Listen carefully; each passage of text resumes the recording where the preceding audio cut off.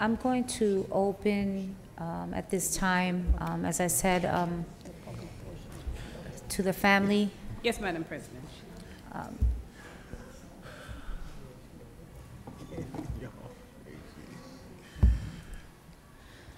Once again, as I started in the beginning of this meeting, my condolences goes out to the Lowery family.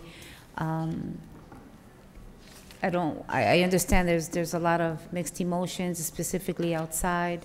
Not understanding that we were not saying they couldn't come in. It was specifically so we were able to have what was previously already scheduled presentation. But we want to give an opportunity to the family if you want to come before us and say a few words. I know that you have a lot of questions. We do have here our police director. We also have our fire director here. Our mayor did tell us that he would be here, but I guess he's not here.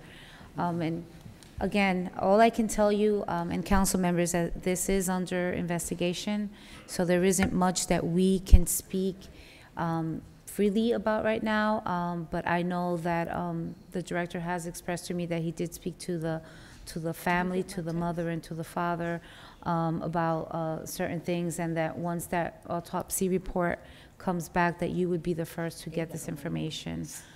So, Madam Clerk, how many speakers do we have? I have 18 speakers at this point. 18. Okay, I'd like, is there anyone in the immediate family that would like to come forth? What you just need to do is state your name and your address. I'd like to give the opportunity to the immediate family because I know a lot of people signed up, but I'd like the family to speak first.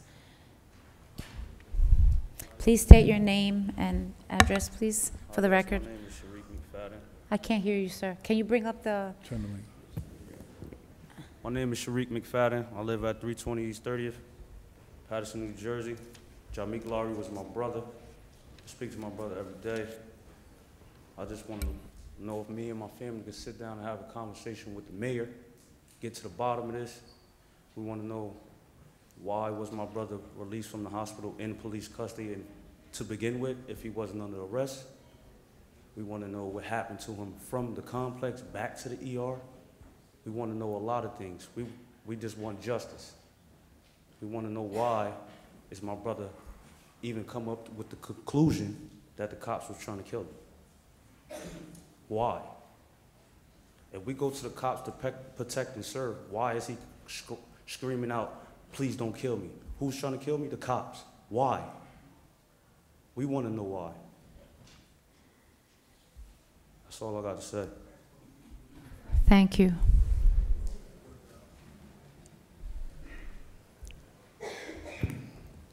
Hello, how you doing? My name is Patrice King.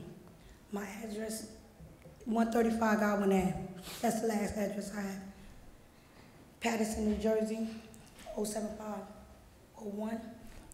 I'm the mother of Jameek Lowery. I have a few questions I need to know about. I want to know why didn't nobody help him? He came for help. I need to know why he went to the hospital and made it to, he went to complex asking for help and made it to the hospital in less, 2 hours. I need to know where that happened, what happened between them hours that he left from the complex and to the hospital. I need to know why, how you said it, why was, no. Why wasn't a ENT or whatever you call it? Yeah. Why wasn't he ride with him in the back of the ambulance? I want to know why 2 cops was with him in there besides that. And I want to know Who they are? Excuse me. I'm sorry. You had your turn. I need to know who was these cops that went with him, escorted him to the hospital. And I want to know, well, who was the other police car was following them? I want to know who was driving that ambulance car. I need to know all kinds of things. I really need to know. I'm really hurt. is not even hurt, it's just lost. That's my son. I will never see him again. I won't hear his voice. I won't get a phone call in the morning saying, Mom, what you doing? You in the room? I need all that. And I have another thing. No disrespect to Paterson. I don't think I want any of these people doing no investigation. I want to take it out of here. It need to be taken from Paterson because then they hiding rubbing stuff under the rug. I would not let this go. I will not, because at the end of the day, yeah, okay, he was working for the cops with a thing, foreman, whatever you call it. But at the end of the day, he didn't deserve none of this. I didn't deserve none of this. His kids didn't deserve none of this. Like, I just need help. I need answers. And at the end of the day, I don't think I'm gonna get a fair one. I don't think I'm gonna get any kind of no justice. If y'all people here, the cops, the detectives, the prosecutors, anybody that is gonna handle this case, I don't think I'm gonna get a fair one. Everybody working for everybody. And I don't think that's right, because all these paperworks that I get from the hospital, none of these don't add up. Everything is different times. And then on top of that, how you gonna go to the hospital? I never knew you could go to the hospital at St. Joe's and it takes what they say? 23 minutes and you discharge? Never that. If that ever happened, let me know. That's a miracle. I just need to know this. Like, I'm really hurt. I didn't think I could do this, but my son gave me this compliment. Like, fight for me, and I'm fighting. I'm fighting all the way. I don't care if everybody feel like I'm doing something wrong by saying I don't want none of them people to take my case. Going to all this, I ain't doing nothing wrong. If y'all think I'm doing wrong, sorry. I'm going justice. I need the truth, and I'm not going nowhere till I get the truth. If it takes me 10 years, I'm going to keep on opening this case until I get the truth, because it don't make no sense. It don't. And if y'all look at the video that he recorded, and he said somebody was somebody there, if y'all look at it real good, the shadows. It's the shadows. It's somebody was there. My son was not crazy. Not at all. He was crazy for helping these cops, thinking they was going to do what they said they was going to do. They gave him a choice. No, they didn't give him no choice. Oh, they knew he was going to do whatever he could to get his kids. That's the reason why he worked with the cops.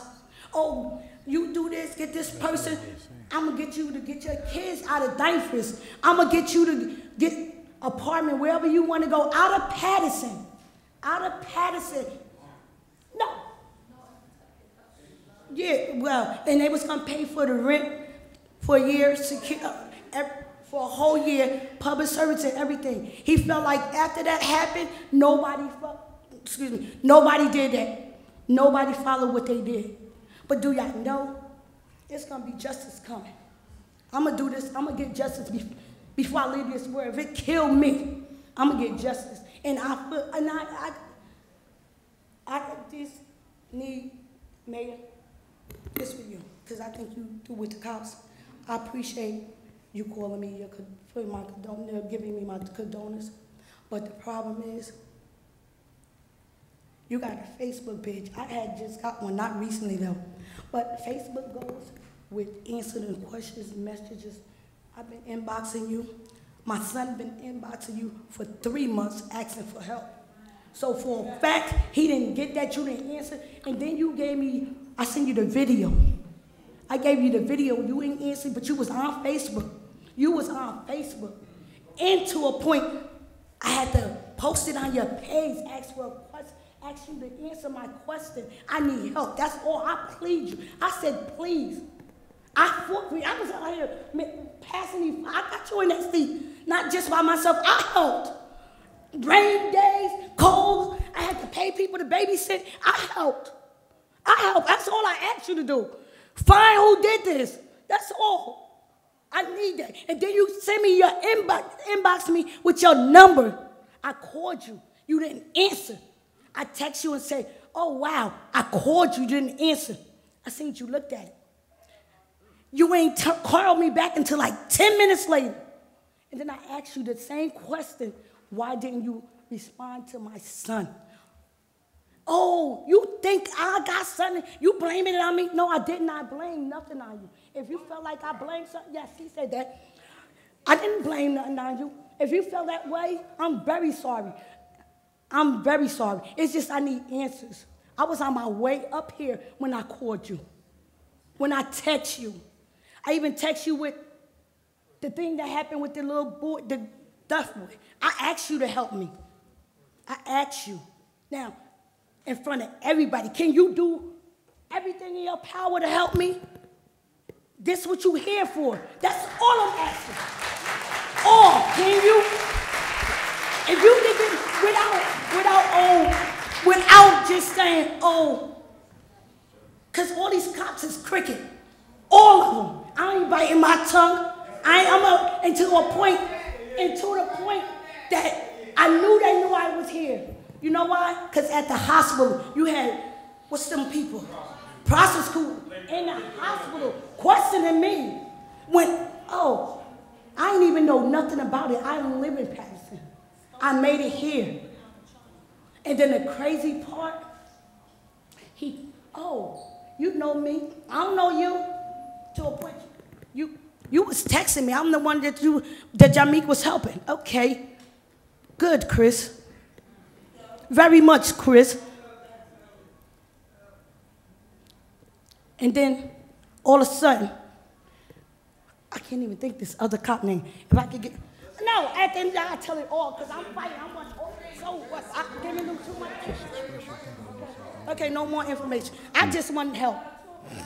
I want answers. I need the questions. And talk, calm down, catch your breath. I just need to know, would you... Okay, one moment, please. Can I please, for a minute? I really don't have any words as a mother, okay? And I understand you're hurting right now. If she's gonna speak, I only need her to speak, okay? But they gonna help me because some of these words is not, like, up to date with me. I ain't saying but these words, I just need help. And believe me that we have, and I understand what you're saying, that right now, the way that you feel, you have no confidence. I understand that. Right now, this is at the prosecutor's office.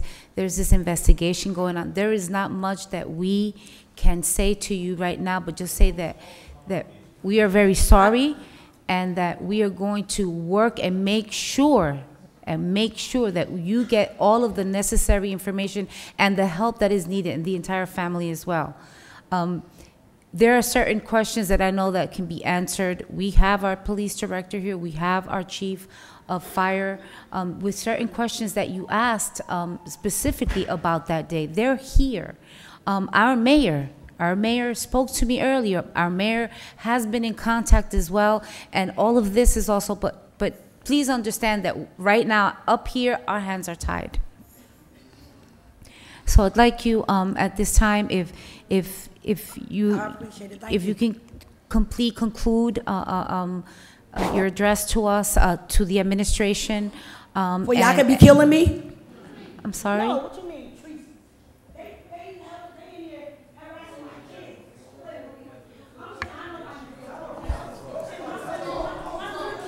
Excuse me? I need one more thing. No disrespecting. No disrespect. No. No disrespect, and I'm not giving nobody no names, but my two sons in jail, in the juveniles. My son called me. You got 2 cops, officers coming down here harassing them, then getting kids that's in there to fight my kids. At the end of the day, they was part of their little telling mess too. So at the end of the day, I need help. And how do I get outsiders to come in, do my investigation? Like, I don't want. I'd like the mayor to address. Okay, Mayor. Thank you, Council President. Yeah, Excuse me, be quiet. if I may. So the last Saturday of 2018, I was at a restaurant on Broadway, and a young man entered the restaurant.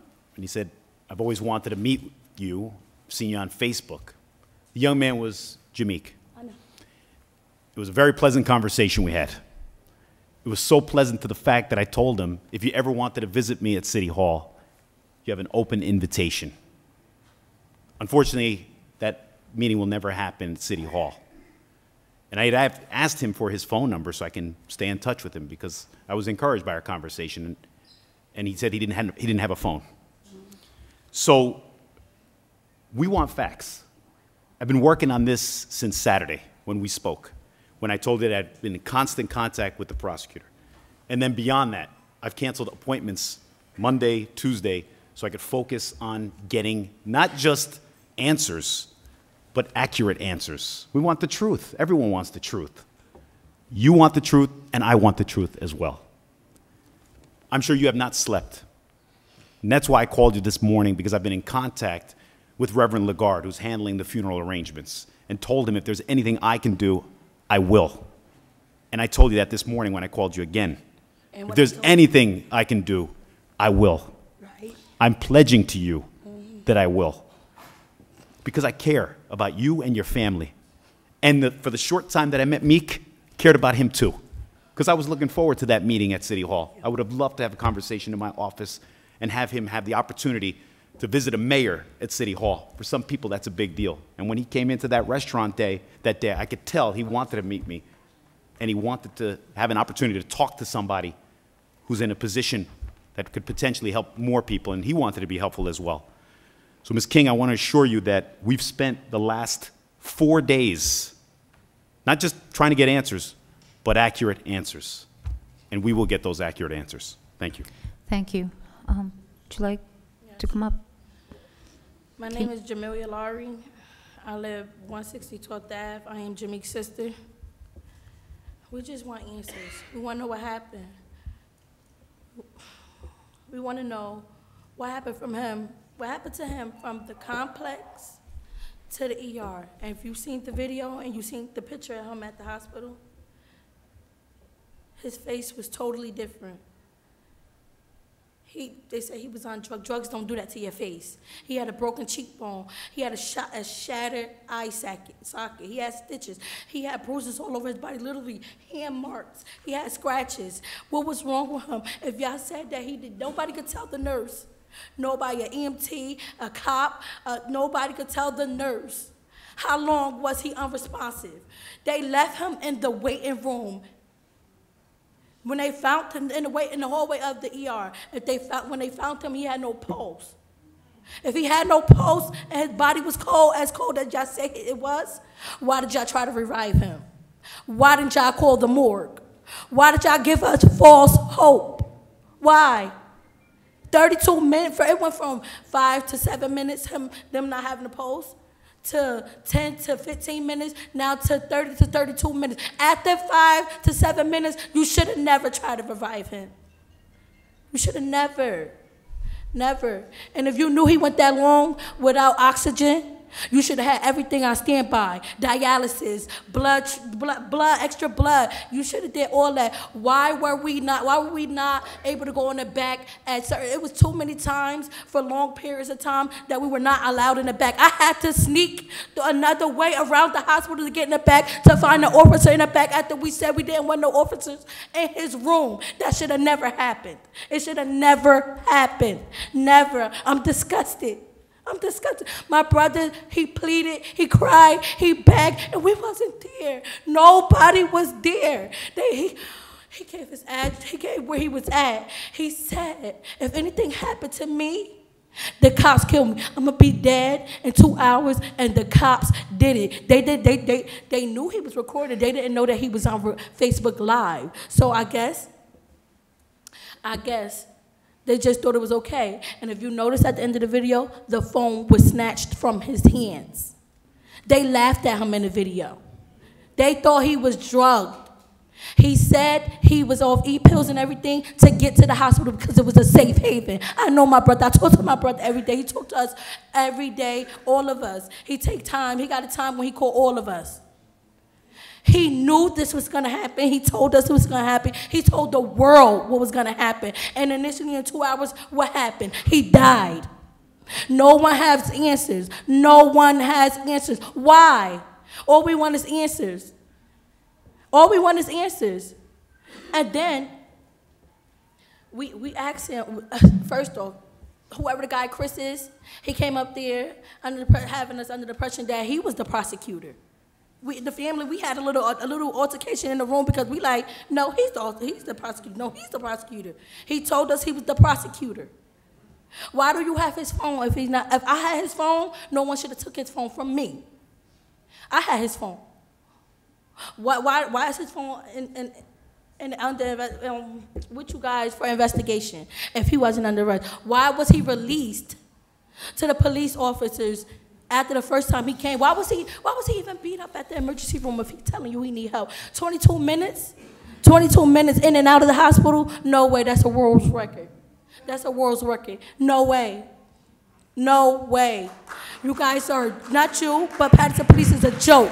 We're not dumb. Mickey, we here. You hear us? Mickey, we here, and we ride, and you roll till the wheels fell off, and we're going to ride to our last breath. Mickey, we're not going nowhere, and it's not going to stop. We're going to get answers. We're going to get justice. Mickey, we're here.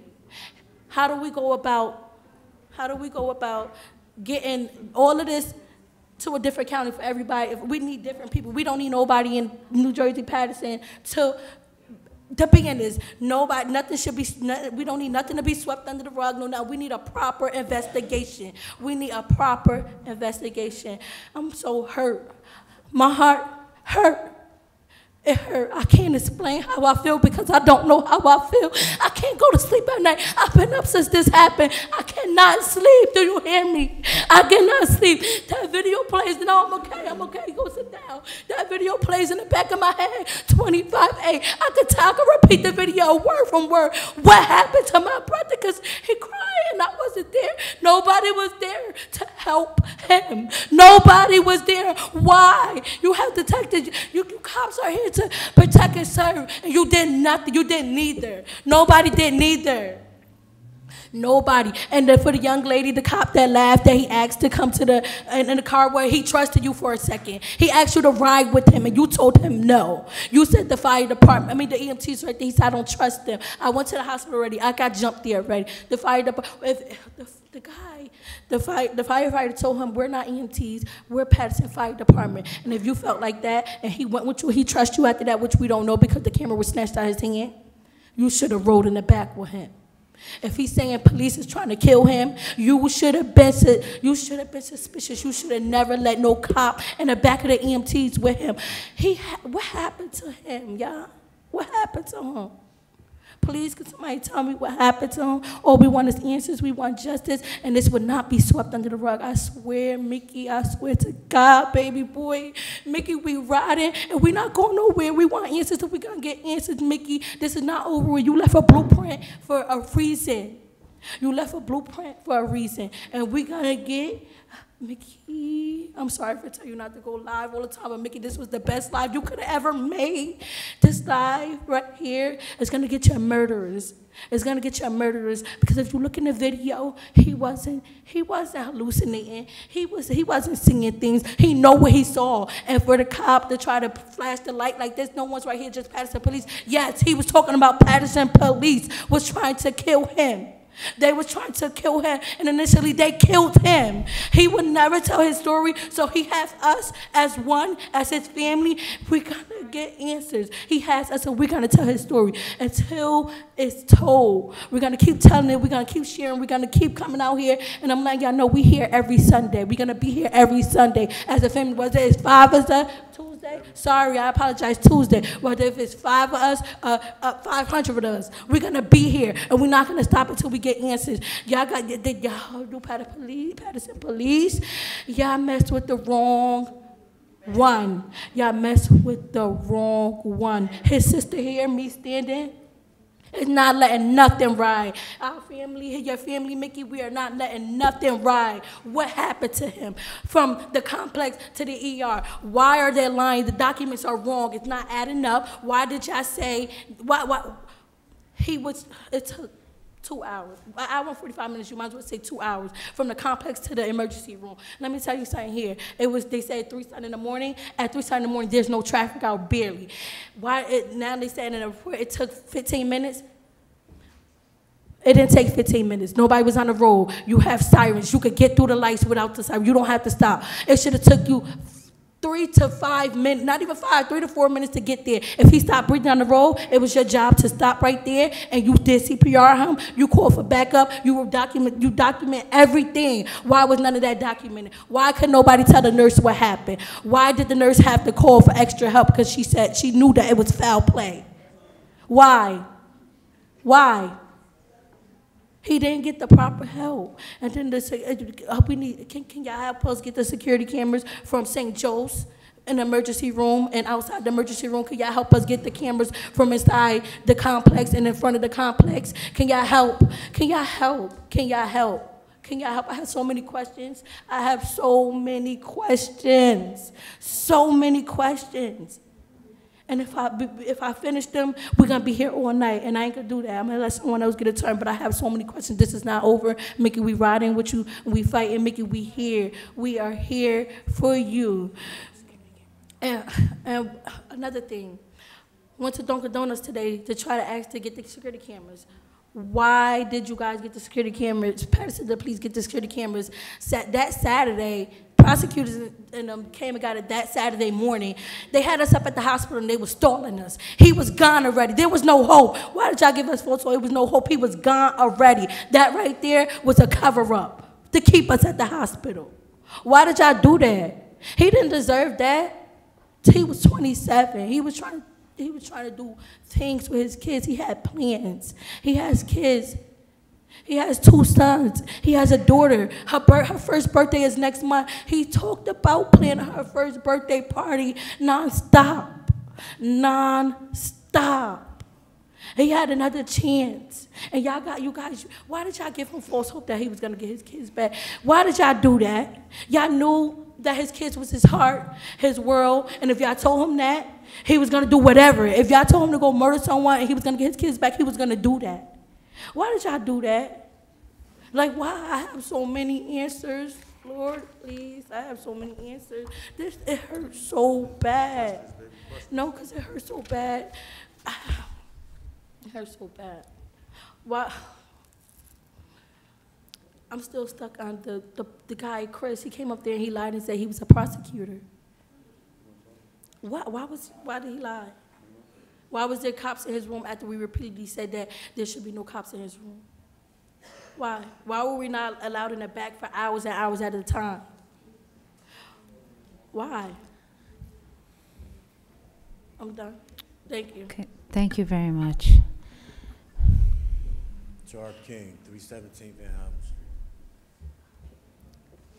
Can you speak into the mic? Y'all say that, you know, y'all feel our pain. Y'all don't feel our pain. Until you lost a child, then you feel my pain. Just know that. You'll feel my pain. For the last 4 days, I've been living in hell. I thought I was living in hell all of my life until my son, my firstborn.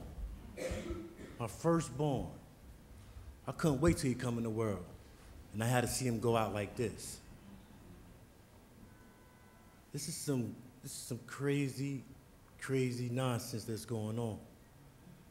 You got people on the streets that's supposed to protect and serve us. This is supposed to be a great city of Paterson, man. This is supposed to be a great town.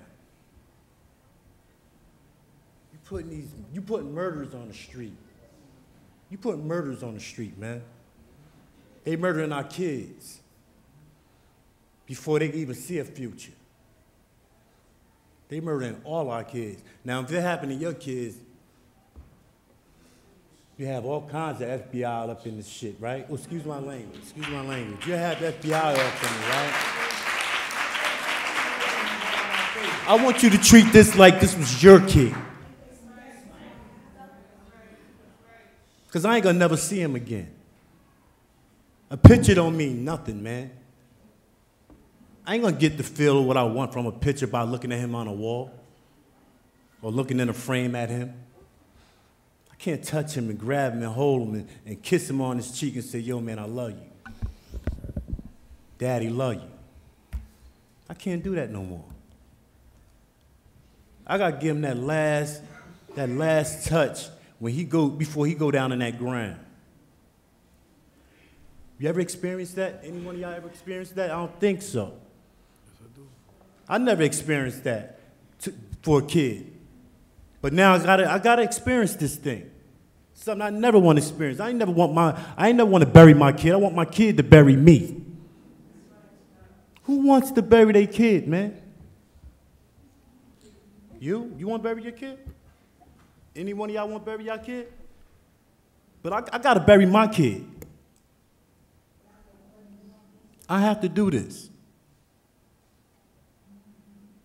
All I'm saying, man, treat this like this was yours.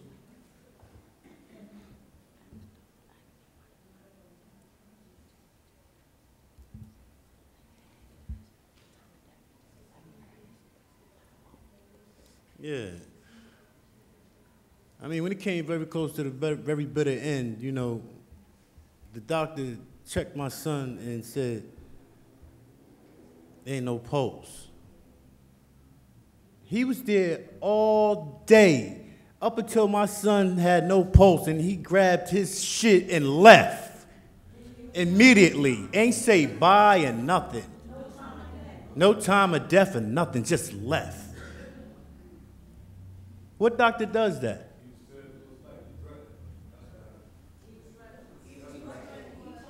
And he told us that he was threatened, he feared for his life.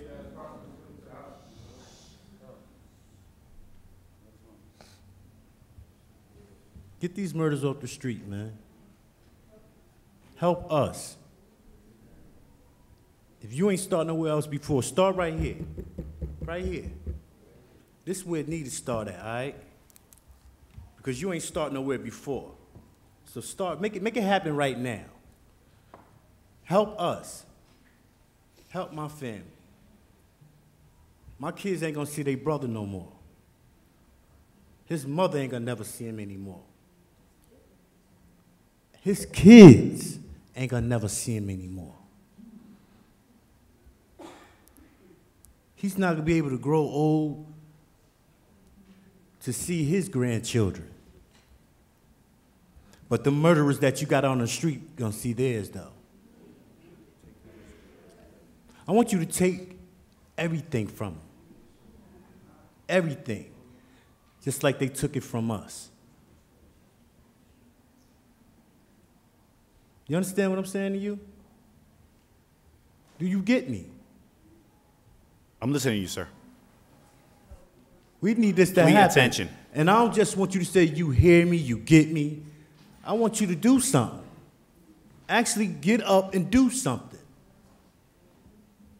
I'm tired of people talking about, all right, we're going to do this, we're going to help you out. Don't worry about it. It's in the mail. No, actually get up and do something, man. Make it happen. We want justice. We want it today. That's all I got to say. Thank you. Good afternoon, everybody. Rashim King, 317 Van Houten Street. It's a lot for my family to take in right now. My heart goes out to my brother and my sister-in-law deeply. I can't imagine what they go. I mean, I can't say what I know what they're going through, what they're feeling, because I still have my kids, thank God. But at the same time, this was my nephew. We're gonna skip all the scenarios. We're gonna skip the time frame that's missing. We're gonna miss all that. We're gonna talk about the video. The video shows that he was perfectly fine. Like we all sitting up here looking fine and groomed and everything. The only thing that was wrong with him, that he was foaming at the mouth. And he had no shoes on. So keep that, stay with me, keep that in mind, right? So from that time frame just alone, how the hell did he end up in a hospital bed damaged the way he was? Answer that question for me. What happened? That's what my family's looking for. You can try to say... Looking like this. Exactly. Look. Y'all can zoom in on that. That's how he looked. That's what my family, this is what they looking for. This is what their brothers and sisters looking for. This is what their mother and father's looking for.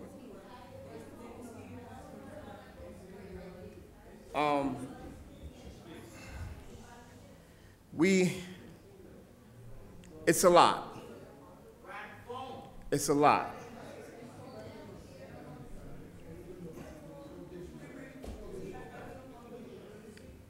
That's how he looked. Difference, totally different from the live. And I come But with, they didn't touch him. I come with respect. This is no point, no fingers. But the truth will reveal. Trust me, because I serve a higher power. And there's nothing that you can do that will not come to light. You might think your life is good. You might think you live in a life because you got this, you got that. But the same way he blessed you with it, the same way he could take it away. So, as my brother and my sister-in-law said, we all have kids.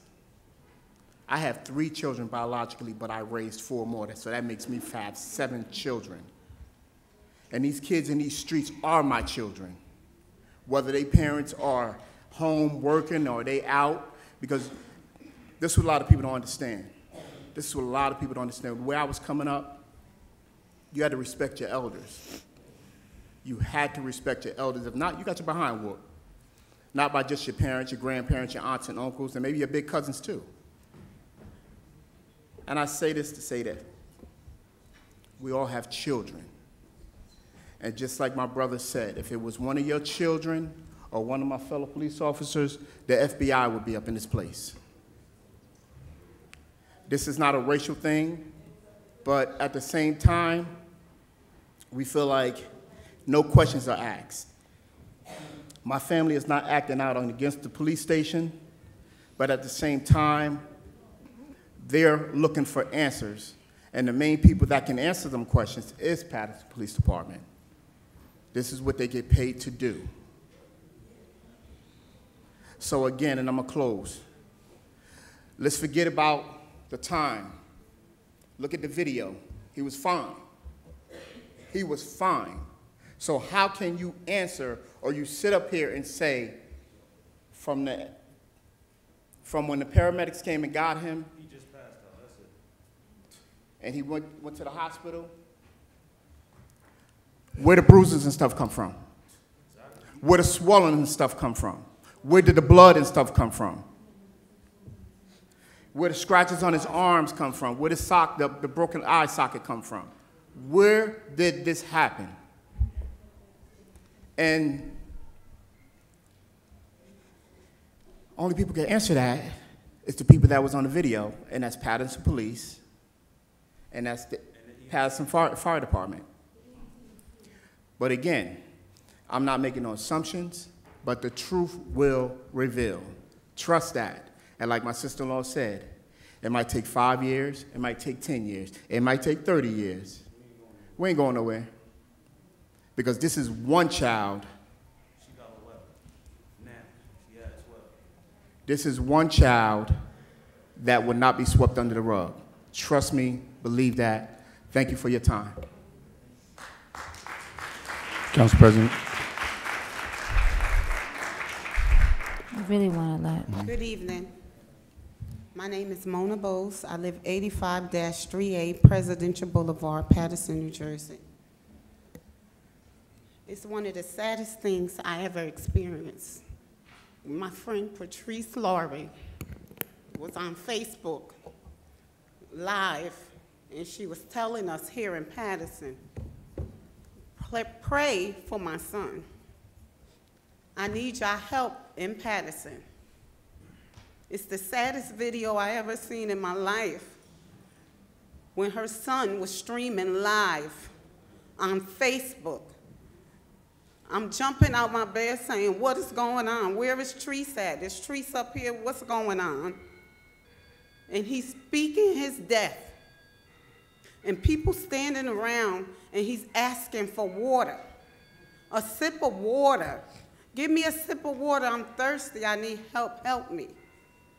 The fire department is the EMTs. They should be riding in the back. These are our kids. Those are our kids downstairs. This is not just her son, it's my son, it's your son, it's everybody's son. It's all our sons. William McCoy, that could have been your son. Lisa, it could have been your nephew or nieces. Michael, you know, it could have been any one of us. It could have been me.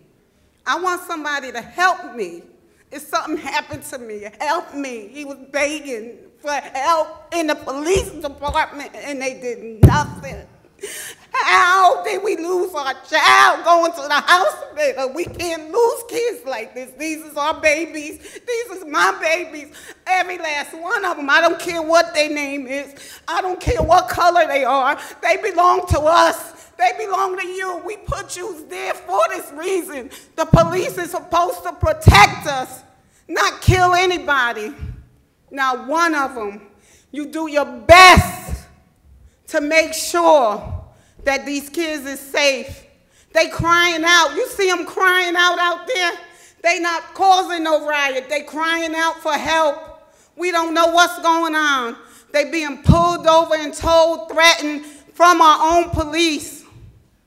You got to talk for me. You got to help me set up stuff. They can't even talk to their parents.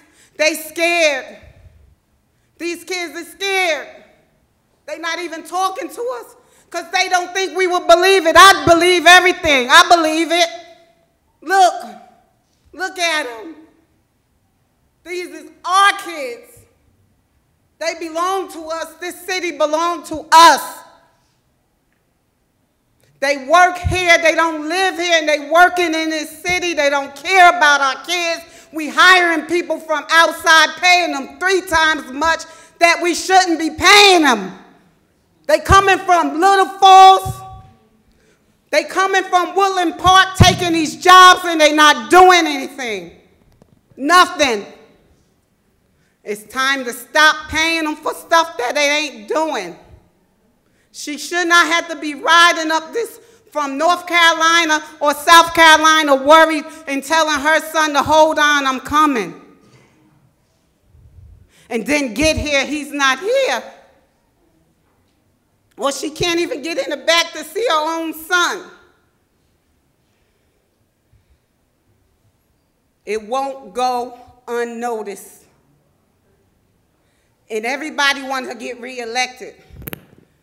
This family, the Kings and the Lowery, you have messed with a big community. This is a big community. You won't go back in until we get justice. That's all I have to say. How everybody doing out there? Good evening. My name is Basir Clyburn. I'm gonna state some facts. Some actual facts. But man, first I got a question for you. You say you met Mickey King at a restaurant, Broadway Pizza, son? You wanted to greet him, you want to bring him to the office, first come to the office to meet y'all, talk, a little experience. When he was reaching out for 3 months straight to you, why you didn't respond back to him? When he was begging you for help. Why you didn't respond back to him? Just answer my question. You want to sit up here and talk about when you met him last month. We ain't talking about last month. What about the three months he was reaching out to you? When he's reaching out to you, no responses, right? But you're supposed to be here to protect us, all y'all. I'm gonna tell y'all one thing, listen, man. Friday morning, I got off of work, I was talking to Jamik and Hadi. Out there for 6 hours talking to them. Talking about old times, good times, bad times, what we went through, what we been through. I never thought that was gonna be the effing day. I never thought that was gonna be my last goodbye saying I love you. Before I walked through, I say I love you, cousin, I love you, honey. Big hugs. I woke up late in the evening to this mess. But like I said, Mickey, despite whatever he was doing out there, he was doing it just to get his kids back. So he helped y'all get convictions, okay? In return, we all know it was BS, man. The cops lied to him. They lied to him. At the end of the day, we all in pain right now. I'm living in hell right now, man. Michael Jackson, you met me at the fire department down there, man. I ain't never go to college, but I'm book smart and I'm street smart. When I got on that stage and talked to people that was my age and younger, they felt me. I changed my life. I stayed out them streets. I stayed out of jail. Stop selling drugs. But back to you though, Mayor. Why haven't you responded to Jameek 90 days straight? Why? It should have to take for something like this to happen. You know what? Let it be known when it happened. You should have got up out your bed Saturday coming into Saturday, Friday coming into Saturday morning, up at the hospital to find out what the fuck was going on. You should have got out your bed, but why is these fake prosecutors up there? You know what? Listen, I'm gonna tell you something. Whoever that prosecutor is, Chris, a fake prosecutor, I questioned him. He ain't had no answers for me. You know what he said to me? I'm like, who are you? Well, who are you? I'm Clyburn. Who are you? Prosecutor. Okay, what you doing here? When do you know prosecutors when do you know, everybody please do their homework, please. When do you know prosecutors to be at the hospital late hours of the goddamn night? When do you know that? You know about the cops, detectives, yeah, but a prosecutor? And then, come on, prosecutors. So my question is this. Everybody that came up there, they prosecutors, right? So I'm like, how many prosecutors it is in Passaic County? Who y'all telling that BS to, man? Who? At the end of the day, look, I'm here to make a statement, man. Look, I questioned that prosecutor, I asked him, listen, what happened to my cousin? You know what he said? You know what he said? His exact word was, we found him like that. Oh, y'all found him like that, okay. But here it is, you saying y'all found him like that, right? Okay, so where did y'all find him at, sir? What did y'all find him at like that? The MT can't, you know, they ain't put it in the records. I'm like, that's bullshit. Listen, man, any time you get into an accident or you get shot, anything, when the MT come pick you up from a location, they can pick you up from 317 Hamilton Ave. They got to document all that stuff. So how the hell you gonna tell me they didn't document it? That's BS, man. You know what time it is now. You know what time it is. Listen, we all know, to get a broken bone, I'm gonna name facts. Punch somebody in their mouth or their jaw. You can fracture their jaw, break their jaw. You can break their nose. But to break your cheekbone or bone in your forehead, he had to get hit with a knife stick. I'm naming facts. He had to get hit with excessive force. You understand me? Me watching that video, seeing my cousin begging for help, and I questioned the prosecutor on this too. I questioned him on this too. And I said to him, I'm like, listen, let me ask you something else. You watched the video several times, right, sir? Yes. All right. Okay. You see him begging for water, right? Yes. Okay, so why didn't you give him no water, man? It's a protocol. That's your answer. That's a protocol to give somebody water when they say they're dehydrated? And if you look at the police officer in the background, they laughing at him. They laughing. Clear State ain't laughing. Clear State, if you watch the video, several times you watch the video, Clear State, you see a fucking shadow in the corner. The boy ran for his life. He came to the complex to get help, thinking he was going to get help from there. Y'all missing the whole point here. Like the mother said, like my cousin said, like my aunt said, like his father said. What if that was y'all kid? What if that was one of y'all begging for water? But hold on, all y'all think, you know, y'all think we supposed to stay calm. We supposed to stay calm. Ain't no calm, man. Listen, man, at the end of the day, if y'all don't do nothing about this in a short amount of time, we're going to turn Paterson upside down. Remember my face. Remember my face. Remember everybody's face. It's BS, man. It's BS. At Clear State, we know cops did that, man. We know cops did that. Come on. He's saying it in the video. He said it. And like I asked the prosecutor, the fake prosecutor, quote unquote, fake prosecutor, right? I asked him. I'm like, listen. Well, he was the prosecutor at the hospital, so he said. Chris, I ain't get his last name, but I'll never forget his face. Chris, I asked him, but listen, why would I conversate his phone? He had no answer for me. Listen, I asked him, why would I conversate his phone? You know why they took his phone? They knew what was in that phone. And they knew what he had it. They knew what he had against them. Okay? I'm like, listen, the only two times you're supposed to conversate somebody's phone if it's dealing with a drug case or a murder case. Period. Clear as day, the man was under arrest. Why did y'all take his phone?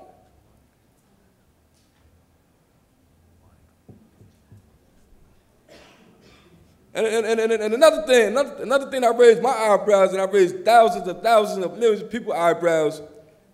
I want to know, well, we want to know, why them cops on mislead that was at the complex? And who put them on mislead? Who? Who? Listen, I'm going to say it again. I'm going to say it again. That right there raises my eyebrow, and it raised 1,000, 100,000 people's eyebrows, millions of people's eyebrows. The cops out in that complex, they are administrative leave, whatever you want to call it. I may be saying it wrong, but y'all get the picture.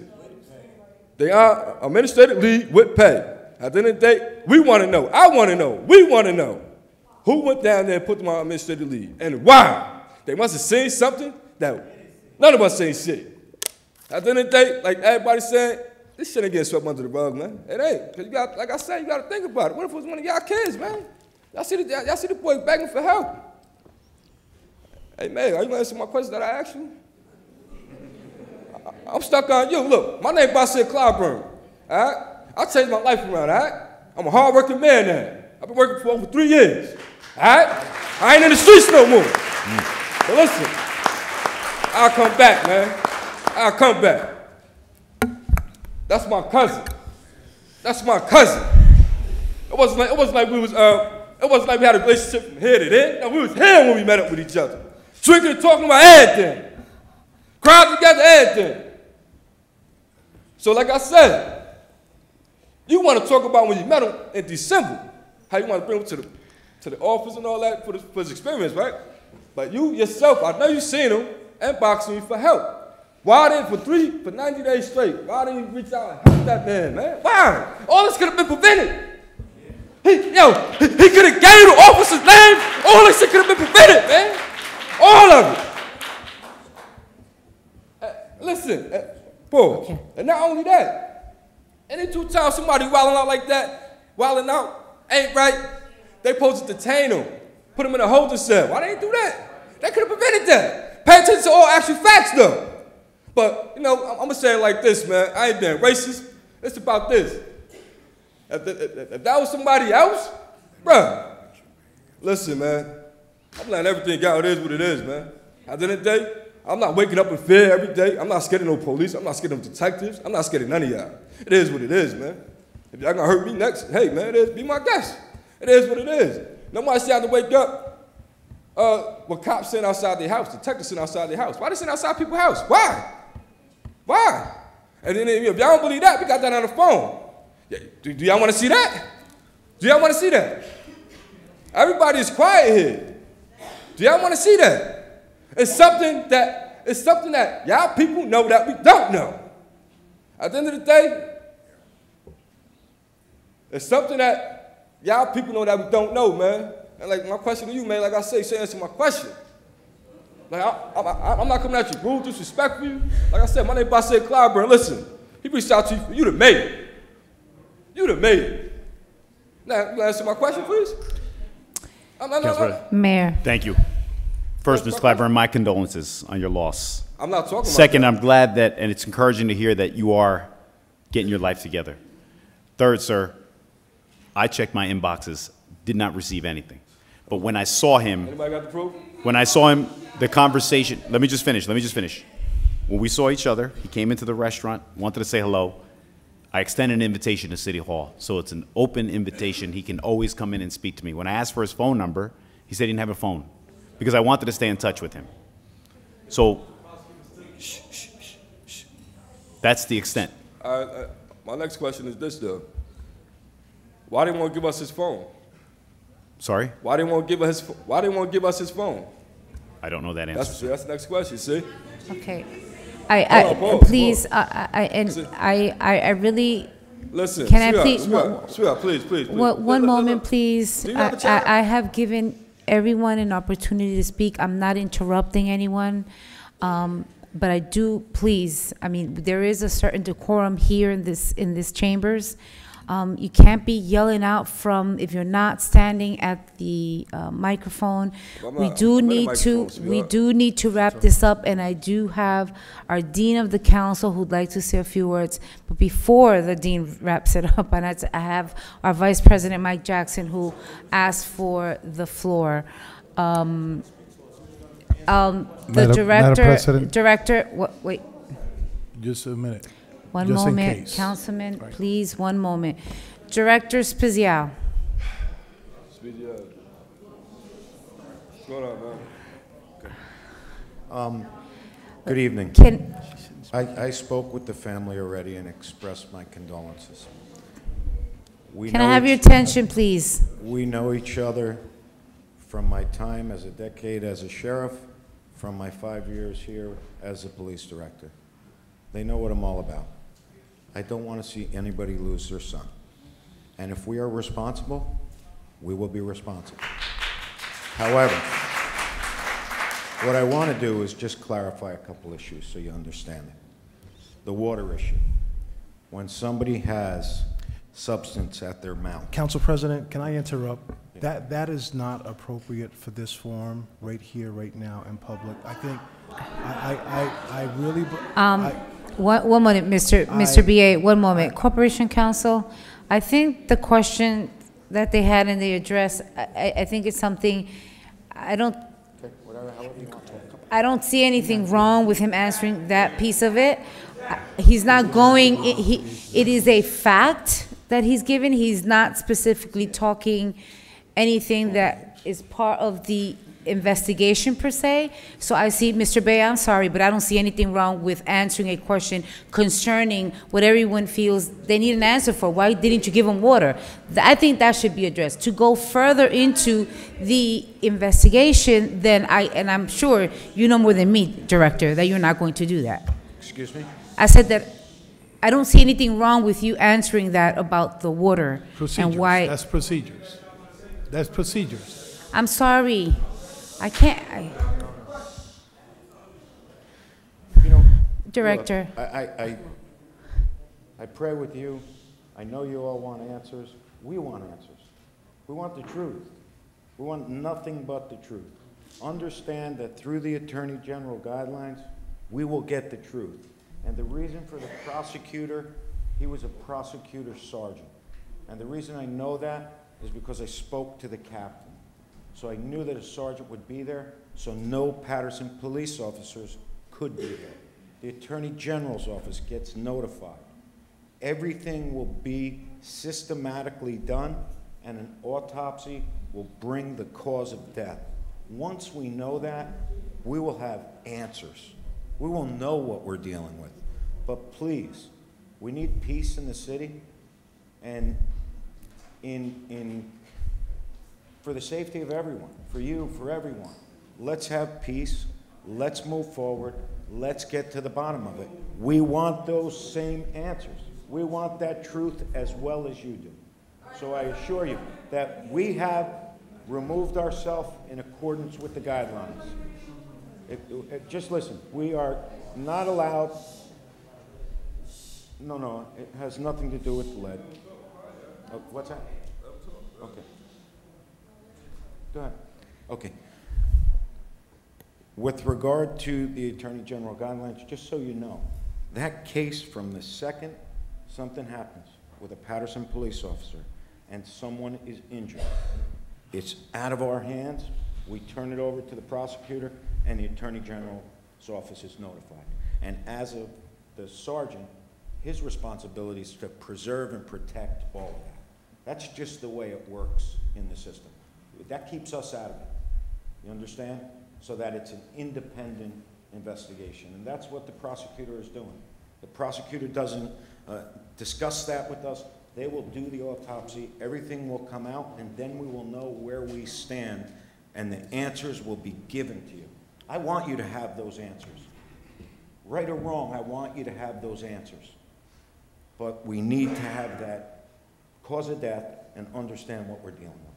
And then we will take it from there, okay? Thank you. But I appreciate your time. Thank you, Director. God bless you. Thank you, Director. Councilman Jackson? Thank you, Council President. It goes without saying that mine, as well as I'm sure everybody else's heart, bleeds for this family. For me, the most difficult part and heart-wrenching part is every time we seem to have this scene, it's the African-American community that's coming before this council. The treatment, the actions of our community, the bar must be raised. Our expectations must be raised. You guys are entitled to an answer, point blank. But I'm gonna say this. I'm urging each and every one of you to stay diligent. We've seen these scenes play out before. Justice for. Those are the same inscriptions on these signs that we see. Just short time ago was justice for Jake. But at times, that mother is left standing with a few people. My point is, until our community decides to wake up and continue to band together, we'll continuously be coming to this microphone asking for somebody else to give us justice. I'm hoping that the mayor finds a way to make sure that this family gets answers, but I'm also urging you to allow certain things to play out and make sure that you don't sit quietly. All this information, young lady, I have people texting me talking about how emotional they are at home based on the testimony you brought forward today. We need all that information. The prosecutor's office already released the press release. They've already released a preliminary press release letting us know that the autopsy is being conducted by the state of New Jersey. So you don't have to worry about whether or not there's impropriety within the Paterson Police Department. I'll say this as being the last thing. I'm much like you. The reason I sit here in the seat is because my faith in the system had diminished. I was arrested, falsely accused in the past as well. But the thing is, at this moment, the person that we have sitting in the chief seat, I have full faith and confidence in. The moment he became the chief, he did his job in making sure that the crooked officers selling drugs out of their units, they was targeted the same way that other people, because I complain all the time. Why are my people being targeted all the time? I got the call 4 a.m., I text the director. He responded automatically. We called an emergency public safety committee meeting just to discuss the details of this situation. I'm urging you to stay diligent. We continuously, when I say we, our community comes to the table, we outside rallying, making noise. 3 weeks later, you can't find anybody. I pray that's the case. Okay. But guess what? We need you to stay diligent and find you when it's all of our children. Just like the brother said, it could be my son. A moment ago, it was this young lady's son. We all have to be willing to come to the table for each other. It's not just about your son, your brother, it's about all of our children. And making sure that those members of our community who don't live here, who getting paid to do salaries, making sure that they do their job and do it respectfully. You deserve the same amount of respect that anybody else does. So I'm dismayed. I'm disappointed that once again it's another black family coming before this council in distress. There's a lot of questions that need to be asked. And answered. Correct.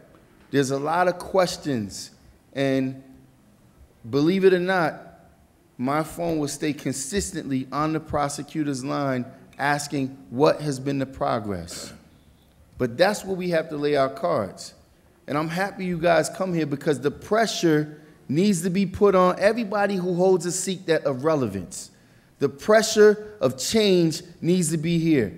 Everybody campaigns on change, on hope, on this, on that, yet and still nothing changes in our community. It's the same group of people coming before here with the same concerns.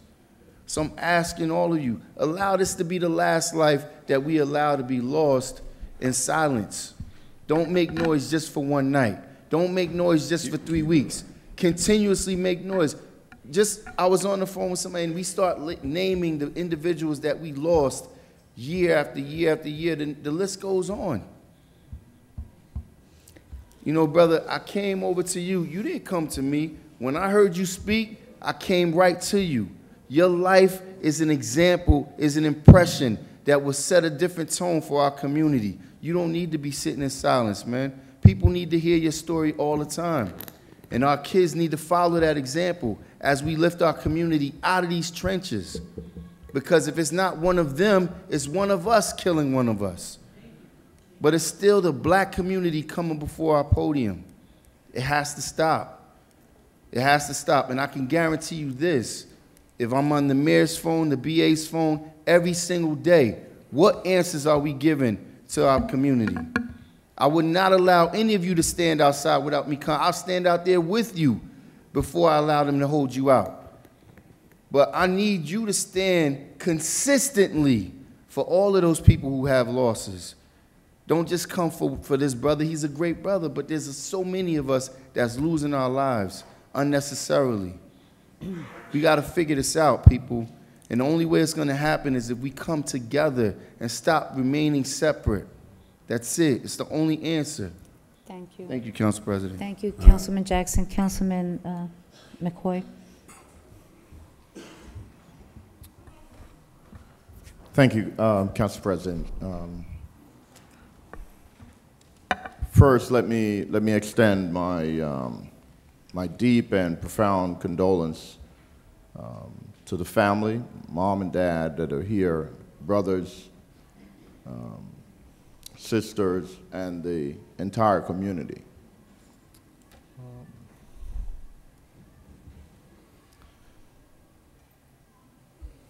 We at times don't think that we are connected.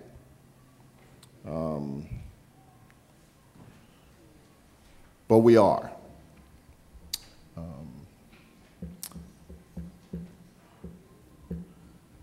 Jameek, Lowery, call him Mickey, his aunt, and I go back for 18 years.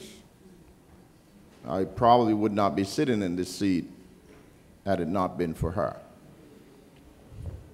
And she called me this evening before I came here to let me know of that connection. I'm a father of 3 children, 2 sons and 1 daughter.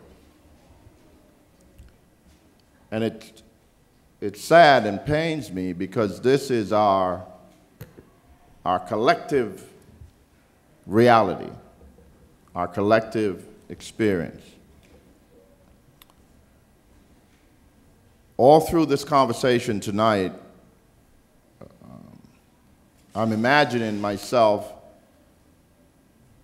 in your situation. I'm trying to comprehend what that reality would mean. And I'm scribbling on the paper what are the things that have been said. And the word, we need your help. We need help. Help us. What if this was your kid? How would it be different? How would you want it to be treated? And with all of that has been said tonight, and all the things that we have seen and heard, and our missteps and our misdeeds, none of us are perfect human beings. None of us live in a perfect world or in a perfect department. Like Councilman Jackson, I respect the police chief. I respect the fire chief. I know Jerry Spezial before when he first ran as sheriff. It's somebody that I respect. But the fact of the matter is, we're in a broken system. And if you ask me if this was my kid, what it is that I would ask for. And I should ask for the same thing for your child as I would ask for mine. And that's equity, that's justice, that's a thoroughness, that's a comprehensive look at what happened. And we all should be a little heartbroken tonight. I can't give you the answers. And more importantly, I don't think none of us here or even the system here can give you the answer. I don't think you, in order to accept the answer, you need to have the confidence that the person that's giving you that answer is unbiased and free and going to give you the clear information. I heard the mayor say it, and I believe him, that we need the truth. I hear the police director said we too need to understand the truth and what happened. I'm going to say this, and I think that we collectively, and I've said it before, this is not a new concern of mine, and not everybody may share this view, but I think it's very difficult for the local prosecutor to investigate this type of situation, knowing their close working relationship with the police department. I don't think that that's a new concept. That's not a new idea. It's not the first time I'm saying it, and I'm not the first person to say it. I think the responsibility, the relationship is too cozy, and more importantly, the public, the family, has expressed that they don't have the confidence in the department to carry out, the prosecutor's office to carry out that investigation. That's something I've said before. But I think this should be different. This is more heart-wrenching. Person talked about the video. And the video can be characterized as a cry for help. A cry for help. And whether, regardless of, you've heard the cry for help, the reference to his untimely passing in the video, in his own words. I think as a community, as a society, we have to hear that, we have to feel that, and we have to respond to it in a responsible way.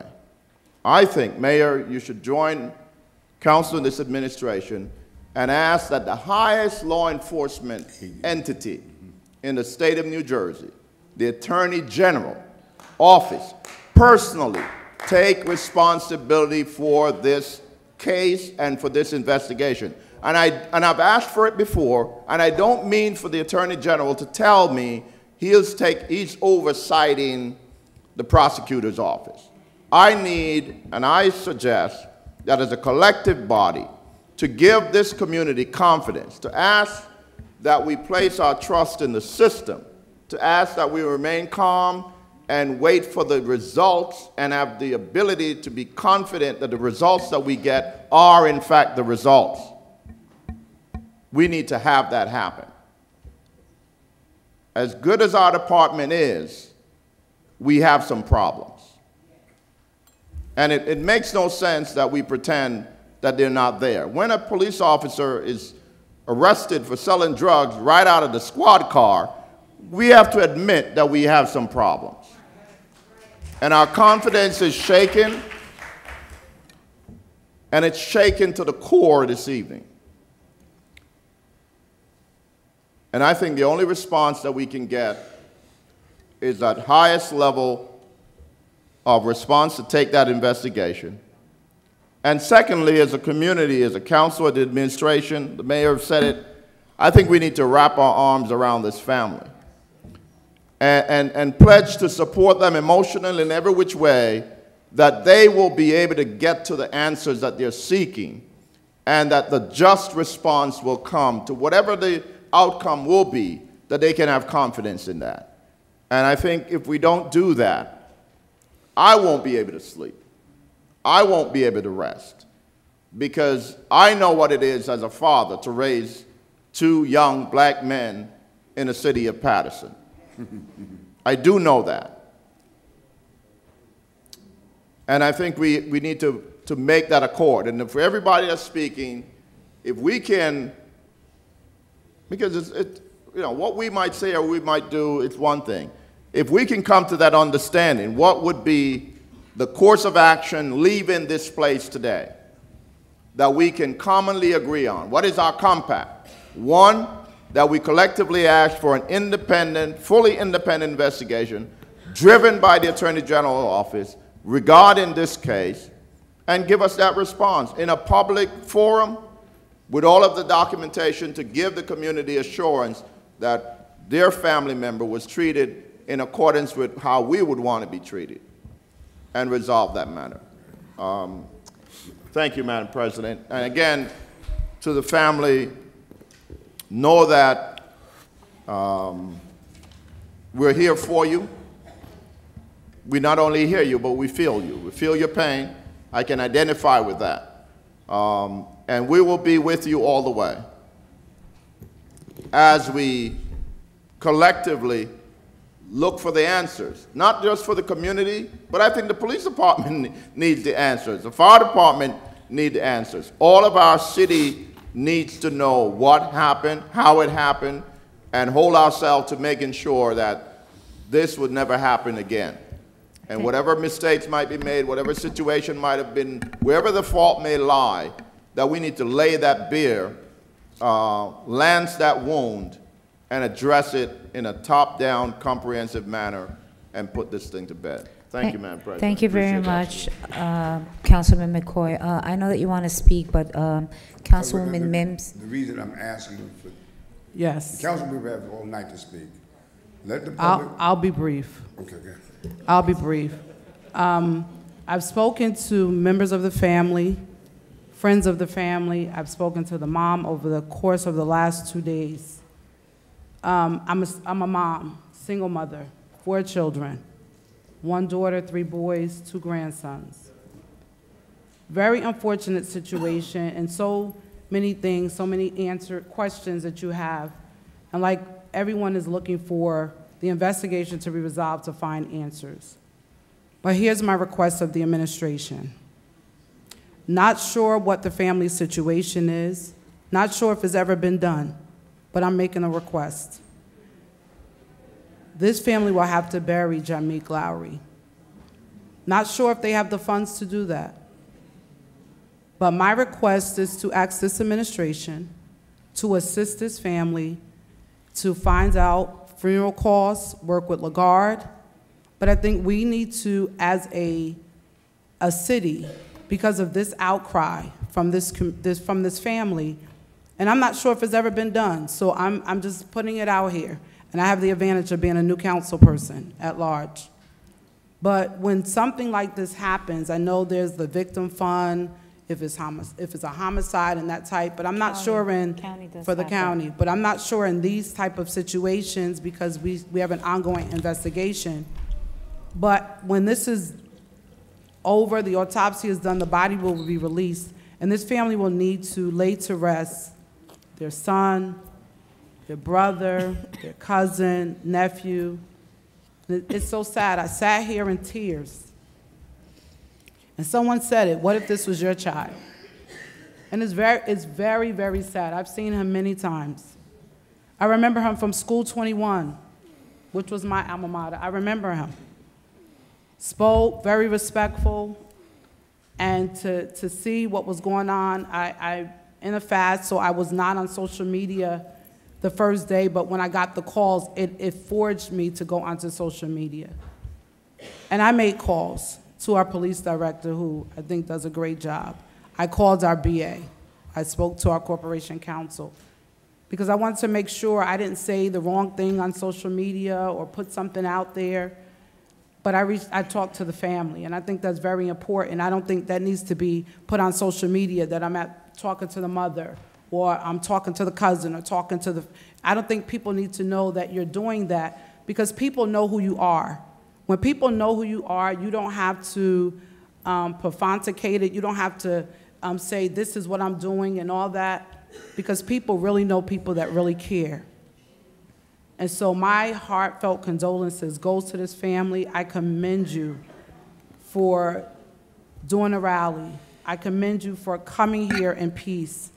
I commend you for your peaceful demonstration on last night in front of the House. And I commend you for taking a stand and not letting this go. But I am going to make this recommendation to our mayor, to our BA, that we reach out to this family with these funeral costs and assist them. I'm not sure what it will be, but we can talk to Lagarde. But I think as a city, due to this outcry from this family who is crying for help, they haven't asked for that, but I'm not sure what we can do. But if we can have that conversation to assist in this situation, and we're here. Don't think we're not here. My name is Councilwoman Mims. I'm here. If you need me, I am here for you. And thank you so much for coming. My condolences really goes to this family. Thank you so much, Councilwoman Mims. Mr. Mayor, I know that Mr. Mayor wanted to just... Yeah, Councilwoman, thank you. I met with Reverend Frederick Lagarde this morning, who's handling funeral arrangements at Michigan Memorial, and asked how I can be of assistance. So he's going to provide me with that information, because I told him I wanted to help. Okay, thank you. Council members, I have been to this mic too many times, in front of City Hall, too many times, what is happening in our community, the black community. I don't see these deaths going over citywide. When the family asks questions, of course they're anxious right now because they have no answers. But you have to understand, we in the black community have no faith in the system because we have seen the system screw us too many times. It is time, and I will piggyback on Councilman McCoy. I have no faith in the prosecutor's office. When it comes down, just like Pike and that video, she found no cause. When it comes to this family, I don't want to see that happen, no cause, because we're playing games. Yes, the state attorney general should be brought in. We did it for Joey Torres. We damn sure could do it for us. I'm tired, I'm sick and tired of watching us bury our children from our community. Yeah, I know everybody has sympathies towards this, but no one can match the emotion of the family. They need answers, and I respectfully understand that we must wait for certain reports. But I do not want to see, Mr. Mayor, another gathering of hand-picked community leaders, like with the Pike situation, brought into a room, and so those, which you know I was not invited, I broke in, because we had to have voices or asking other questions than the made-up questions that was given to them. I'm sick and tired of my community being the only community that suffers this way. Which are my funeral arrangements. It should have never happened.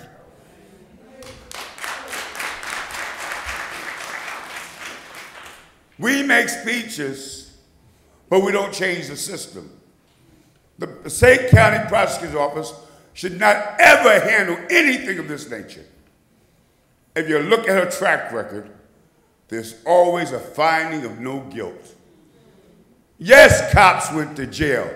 They got caught with their drawers down. That's the only reason. It was an embarrassment. That's why they went to jail. But when one of us get killed, that's not an embarrassment. We're supposed to go home, bury our children, and act like nothing happened. Let me say to this family, you'll get no justice if you ignore what happened. If you're mad for a day, they will do what they normally do. Okay? I will also say to you, violence is not the way to handle this. Believe me, if you want to turn this into a tragedy, give them a reason. Handle this with this. You know my name is Ernest Rucker. I am from Paterson. And my voice is loud on these issues. There was an interesting remark I heard, and Mr. Mayor, I'm not picking on you. I promise you I wouldn't pick on you yet. But if this man reached out to you 3 times, 30 times in 90 days, the courtesy, and I know there may be some truth to that, because I text you, never get a text back. I call you, never get a call back. So this is not something new. This is not new. The black community is putting everyone on notice. If you want peace, do something about this. I never advocate violence. But you know, it comes a time you get tired of footing your ass, and you have to do, Council President, that was about the nicest thing I could say. Okay? I'm tired. I'm tired of going to hospitals. I'm tired of going to funerals. I'm even tired of the black on black crime in my own community. But when people are hired to come here to do a job from all over the county, I never see so many people that don't look like us out here protecting us and living somewhere else. That committee that you create, the personnel committee, I commend you. Stand tall, stand straight. I don't care who they send. You got a friend. We have to have people that live here that look like us. We have to encourage them to take these tests. But what they do in our community, they make sure we have a record first. So we can't take those jobs. That is racism on every level. Please, let this not be lip service. All the condolences, all that. Let's get the answers the family needs. Let's ask the state's attorney general to personally handle this. Let's put some faith back into the system. And I know you guys have certain limitations as legislators. And you must, the only thing you can feel is sympathy and want for the community. But we are tired of being the punching bags for these new cops that are coming in here, that look nothing like us, have no idea what we do or how we live. They know nothing about our heritage or what we've gone through in this city. Why is that? I'm tired of seeing payoffs by hiring people from out of town that know nothing about this city, and none of them can get a job. Do the right thing, and you'll have peace in this city. Thank you, Mr. Rucker. Madam Clerk, we haven't called out any other people on the list. Not on the list. I just wanted to confirm all the family members have spoken. I see some Lorys, Monique Lowery, Kia Lowery. I'm assuming there's some of the family members. Okay, so we're gonna have, ma'am, you do the ones, not you, you're sending, you wanna speak? Okay, so you will be the last person to speak, okay? All right. I won't be long. So my name is Candy Clyburn, and I moved. I don't live in Paterson anymore, but this is like my in-laws, and Miki, my children, they all play together. But I wanted to say this mainly to you, Miss Maritza. I remember coming here 3 years ago, and we spoke about my nephew. And I can recall, I looked at the video like more than 3 times, and I recall you were sitting, and you held a conversation as I spoke, and I felt like you completely ignored everything that we were saying, you know, how we expressed our feelings. Because you held a conversation with someone else, and it's funny how you sit here in the beginning, early tonight, how you stated how things are tied up. Clearly, it seems like everything is always tied up. And then, Mayor, Mr. Mayor, I say to you, I can recall when you were trying to get your votes and everything like that, you walked around every neighborhood, walked all through the streets, the hoods and all, to get your votes. And here this young man, he reached out to you. And yet, you couldn't walk up there to where he was at? You couldn't reach out to him? He did a job on the hope of thinking that he can get his children because the men in blue tricked him. They lied to him and telling him, we can help you get your children. Just do this for us. And then look what happened. I saw the video. My daughters, they showed me, said, look at the video. And I couldn't believe what I saw. That young man was asking for water. The water fountain was right to his right.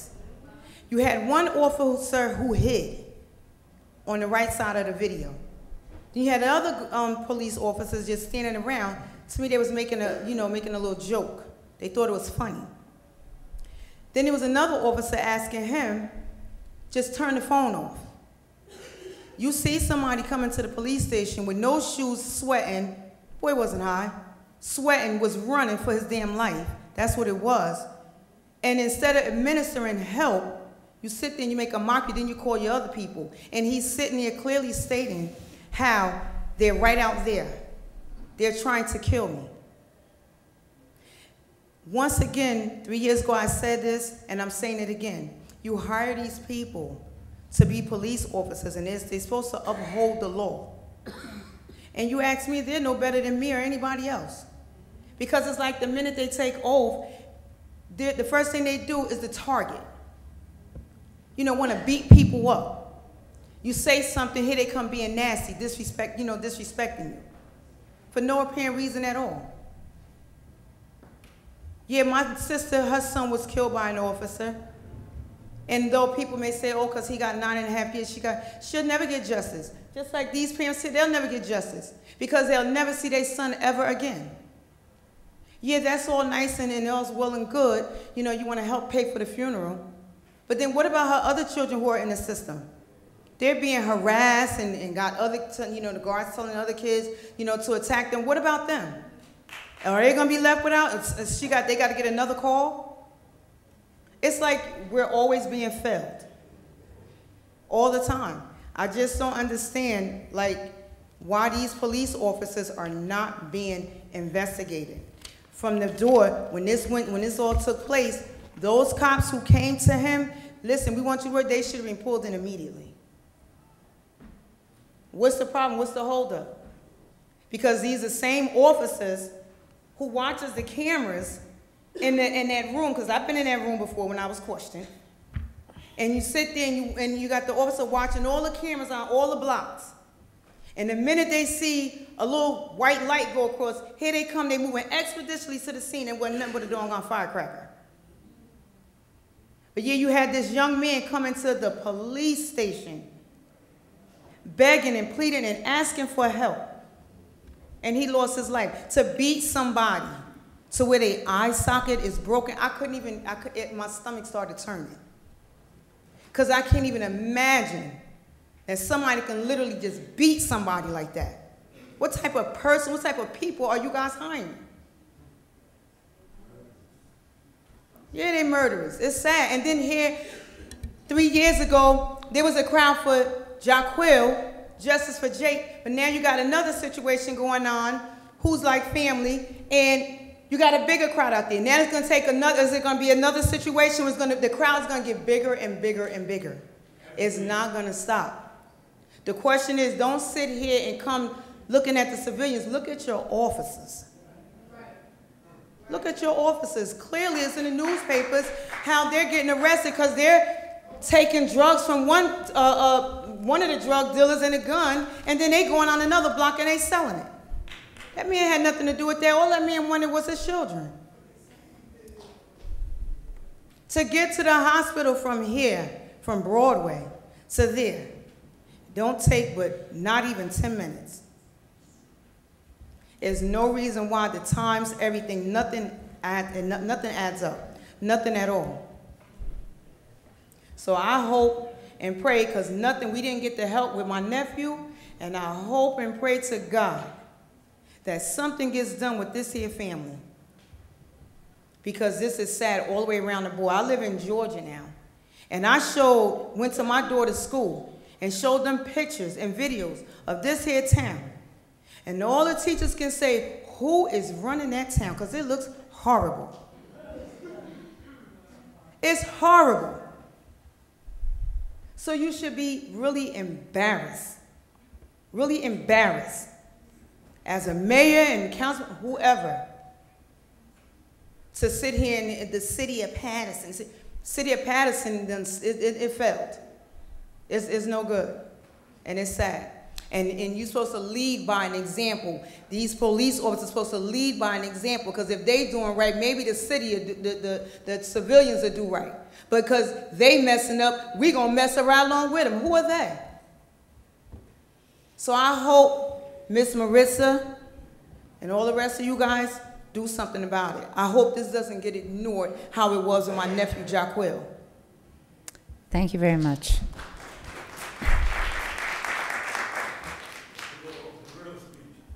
Now, we're going to make this quick because I see everybody yarning and things. They tired. We just got inside, so our time is limited because we just got inside. We're not going to talk about it, though. But, like they said, Ms. Bowe said, this family, we won't stop. We're not going to stop. I'm an unfamiliar face. We're going to get very familiar because I'm going to be down here a lot. But anyway, I want to address a few things about St. Joe's Hospital and their medical records, because we have them. This is only a few of the pages. We have them. The nurse there, the ER nurse, made us very aware, because she the ones who called the police. The nurse, the ER nurse. We don't want to call names. I have her name, though. But she made it aware to us. She came to us in a conference room and let us know that she called the police and why she called the police. She said, when I found Jamik, he was unresponsive, his body was very cold, etc. There's no need to go further. She said, there was no one around him, no ambulance, no EMT workers, no nothing. She didn't know if it was CPR done on him, anything, but he had an oxygen mask on his face. That's giving oxygen to a dead situation, right? Talk about it. Anyway, that's one thing. How did that happen? He was found. But he was also arrived, he came with somebody, right? It was protocol that an officer followed him, because the papers state that when they released him from the 21-minute hospital visit first into the police custody. So he now is an inmate who in y'all custody going live, talk, and nobody touching him, nobody telling him he under arrest, sit down or nothing. He's just freely doing what he wants and asking for water. But again, he's in y'all custody because the paperwork said they released him to y'all. Why? I don't fucking know. Nobody knows, because they didn't tell us why they released him to Paterson Police. But he was released in custody. 21 minutes to be exact. I got this. I got black and white. 21 minutes to be exact. He was at St. Joe's Hospital. He was seen and discharged in 21 minutes. And everyone knows in 21 minutes you go to St. Joe's, you still trying to give the reason why you're there in 21 minutes. You still waiting to get your vitals checked in 32 minutes. So that's first and foremost right there. We're going to make it quick, like I said, but these are points that I need y'all to know. 2, after they got Mickey situated or whatever, this dead body that they giving us hope to, I'm keeping hope alive because my sister coming from a different state and I need her to think everything's okay with him so her ride here can be comfortable. Okay. The doctor comes in there, after the ER nurse talked to us, the doctor came in there, he addressed himself, we're in the conference room. He said, he proceeded to talk. I said, who are you? You the doctor that was working on him? He said, I'm an ER doctor. I was called to the ER. He's not an ER doctor, but he was called to the ER to work on this kid for whatever reasons at 6:47 a.m. He said to us as a family, when I got there at 6:47 a.m., Jamik, it's crazy that this kid was unresponsive and they already knew his name, right, y'all? Let's talk about that, though. He wasn't a John Doe. His name was Jamik Lowery. Unresponsive, no relatives, no nothing. They knew who this kid was. Okay.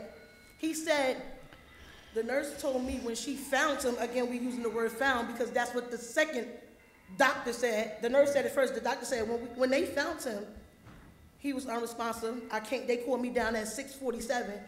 Jameek was already there for about an hour or so. I said, doing what? He said he was just there. So I've been working on him since 6:47. He's now comfortable, coma state, et cetera, whatever. Y'all know what it is if y'all did the homework, but that's what I'm addressing. He was found there, and the ER doctor was called there. Not the ER doctor, he was called to the ER at 6:47, and he stated to the family that Jameek had been there for an hour. Those are his records, not mine, his. No, he said 45 to be exact, but I just said an hour. I got it on paper, but it's okay, listen. He said he was found, but he still was called there. He was there. Whatever it was, that's why his organs fell. He had no working organs at this time when they got to him. Damn, so soon? No oxygen. Y'all know how it go, right? No blood flowing. Dead situation, right? No CPR done. Oh, but he had a mask on like they was giving him oxygen. All right. The third thing is St. Joe's. Their numbers are so incorrect in the paperwork. How we know? Because we going from the time he was on live, the time he was discharged, and the time he was back there. Since we don't trust Paterson police with their investigation, we as a family have to do our own, right? Okay. The time says 7:49. By 7:49, he was getting a CAT scan, but they said he got there at 7:49. So that puts us at wondering for 4 more extra hours, where was he? So we gotta stick to the 2 hours, because then that's gonna have y'all puzzle even more, like, where was he? No, we don't want y'all to do that, because we just want y'all to figure out the 2 hours. Anyway, where was he? So we figure we getting St. Joe's investigated. The CEO of St. Joe's, y'all, came to the conference room. When they do that? To talk to the family. They actually came to the conference room, introduced themselves. I'm the CEO. Brought us dinner. What? We knew something was wrong, and he knew something was wrong too. They don't do that. Because we've been there with previous family members or a friend, etc., consoling them. We never seen that happen before. That gave us a radar that he knew something was wrong as well. The CEO. Again, we had paperwork though. This is the black and white. So we figure we get a change of venue on the case. We want everybody from the city of Paterson removed. If you guys don't help us do that, I guess we got to push for that on our own too. We'll take it out of the city of Paterson. It's not a problem. An independent investigation as far as an independent autopsy. We just want these things answered. We just want that done. We ain't asking for much, and we coming with respect. We gonna keep coming with respect until we don't get what we want or we get disrespected. Then we feel like we have to push some other kind of ways. We don't want to do that. Ms. Bowles already told y'all, this family, yeah, we huge and we not gonna stop. So the crowd outside, that's the support team. When we stand up, we stand tall, and we not gonna stop. We just want answers. That's it. We don't want to be like, oh, 5 years later, we had somebody else meeting and be standing here like, yeah, because Jameek Lowery in 2009. No, we don't want, no. We don't want to be that. I don't want to be that, I just need y'all to figure it out for us. That's it. We sad as hell. We confused. Our vision is blurry. We angry. We pissed off. Some of them numb. They don't know what to think. So we asking y'all, we here on our half-an-hour visit because y'all ain't want to let us in our time for whatever reasons. You know, those are things. St. Joe's, the visit, the time, just, and they simple questions. I went to the McBride Ave, 300 McBride Ave, and I spoke with someone yesterday, and I asked them, that's the aliens department. Oh, I'm here to get the, the record about the dispatch call about, the kid Jameek. They was very familiar with it. Oh, yeah. Oh, but the guy ain't here. Come back tomorrow. No, call. They gave me a number. Call tomorrow. Instead of calling, because I told y'all we won't stop, I popped up. Late in the day, he said, oh, I'm going to find him. Oh, but he ain't here. Came back, he ain't here. Oh, but the chief going to come see you. I sat down. I'm like, oh, the chief coming. I'm going to really get some shit done today. The chief came out. He stood there. I asked him his name first. He told me his name. He spoke to my sister because they think I'm the one that's tripping. He told her, oh, he listened to everything he said. She gave him my ID. He said, did the ambulance pick you up from here? She said, no, I'm not here for me. I'm here for you know, he was very familiar. Oh, Jameek Lowery, the one that got picked up on Godwin Avenue. That's what he said to us. I'm like, oh, shit. He familiar. He said, oh, it was 2 dispatchers for that kid that night. I'm like, absolutely. We just here for the dispatcher name. Who took the dispatch call? Who rolled the call? And everything. He said, oh, we can't give y'all that information. I said, oh, we was aware yesterday to come back today, and we can have the information. There's no problem. This is what y'all do. Y'all give this information. He said, oh, no. The prosecutor came here yesterday. I guess after I left, somebody told them I was there, y'all. They came yesterday, and they got that information. And we can no longer have it. There's no access to us for it. We had to come here to put in a request from you guys, and then we had to wait for it. So I guess we'll get it when we no longer need it, because we done brushed up aggressively and got it from somewhere else. Why? We don't want to do that. We still talking about being here with respect and just getting answers. It's simple. Just give us the paperwork so we can do our own investigation, because the city of Paterson not doing shit, because the city of Paterson doing other shit. They killing kids. So who we go to for trials? Where do we run to? And y'all keep saying respect. Oh, we don't want to let y'all in. Y'all tripping. That's why. Y'all ain't doing shit, so y'all provoking us to trip, and we don't want to trip. We not that type of family. Everybody can trip. Everybody can be disrespectful. We not coming like that yet. We just want shit done. If y'all make a move, we'll back up. If y'all backing up, we coming forward, because we feeling provoked. Don't do that to us. We not that type of family, but we will stand tall and get what we want by any means.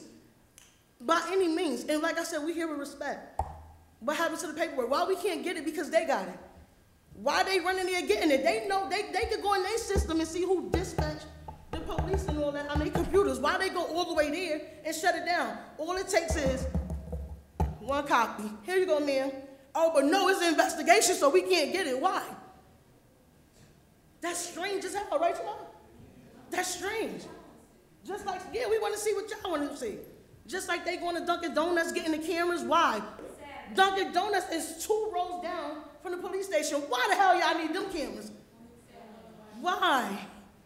On a Saturday, the same Saturday, we talking about the same Saturday though. Why is all this happening like that? Why y'all need a camera 2 rows down from y'all office? Ain't shit happening in Dunkin' Donuts right here on Broadway with the police station right there. You fucking kidding me? Where is the video? Why y'all go get it? What y'all need it for? Y'all two houses down, a store and a parking lot down. It's not making any sense. So you guys, because y'all looking at me now like, oh shit. We was like, oh, these motherfuckers really killed them. They pushing up, Ma'am, you know? ma'am. They had us aggressive. Ma'am. Excuse me, I'm sorry. Ma'am, I'm sorry. But that's how I'm feeling. Like, why they take the video on a Saturday? They don't go in there all the time to get the video because the manager told us just that Saturday. Why? Why they moving like this? Why they move? And it's making us angry. Again, we still got respect because we want what we need. Not want what we want what we need. We need this to be solved. We need this to be addressed. If y'all ignore it, we gonna provoke. And it's no threats, it's just telling you how we gonna move as a family to get justice for Jameek. That's it, that's all we want. I ain't see nobody take notes down to anything that I addressed just now to remember to address it yourselves. But again, I go to the wig store, you know, downtown. I go to Broadway Pizza. I'll stop in here, like I'm gonna stop in the prosecutor's office. I don't have a problem with doing that until y'all shake something and make things happen. That's it. Thank you very much. I guess thank you too, man, for inviting me in for a few minutes for a meeting that damn near got locked up for. Just because I was too close to the door. It's not fair. It's not. Council President. Again, y'all will see me again today, Tuesday or Monday. Okay. I ain't sleep since my nephew got killed. What today is? Tuesday, I'll be back Thursday. Just to make something clear, this is not for rebuttal. I'm just gonna okay. We did not lock anyone out. We actually had the family here. I did not know if you arrived at 6:30 when the father was here. Okay. No, not the entire, ma'am. It's not a rebuttal. I just want you to know that we have to do our business. So this is not that we are putting something aside. Ma'am, what I'm saying is we're here today on a council meeting. This is our workshop meeting, okay? And we have items that needed to be covered. There was a specific presentation that was scheduled, so we allowed the presentation to take place, and then we had the family come in. We haven't even started our business, okay? So I don't want you to make it think that we're being inconsiderate. We're not. I mean, I want to stay here and speak to everyone the whole night, but we can't do that because a lot of the questions that you are asking us, we cannot answer right now. But we definitely, if you were here listening to most of the council members speak this evening, we want answers as well, and you're going to get your answers, okay? Yes, and you can hold me to it. Okay, Council thank you very President. much. Thank you very much. Madam Clerk, I'd like to, thank you. Thank you. Madam Clerk, okay, Madam Clerk, we're gonna start the meeting, okay? I'm gonna put aside the rest of the public portion. So you Yeah, have we're to gonna close take a it. 5-minute break, okay, just 5 minutes, and we'll continue with the meeting, okay? Okay. All right.